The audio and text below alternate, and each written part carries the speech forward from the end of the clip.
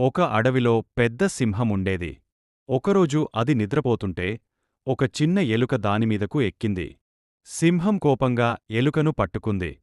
నిన్ను తింటాను అంది. ఎలుక భయపడి నన్ను వదిలేస్తే ఒకరోజు నేను నీకు సహాయం చేస్తాను అంది. సింహం నవ్వి వదిలేసింది. కొద్ది రోజుల్లో సింహం వేటగాళ్ల వలలో చిక్కుకుంది. అది గర్జిస్తూ బయటపడలేకపోయింది. అప్పుడు చిన్న ఎలుక వచ్చి తన పదునైన పళ్లతో వల కొరికింది. చివరికి సింహం బయటపడి ఎలుకను హత్తుకుంది. చిన్నవాడైనా ఉపయోగం ఉండగలడు అని సింహం గ్రహించింది.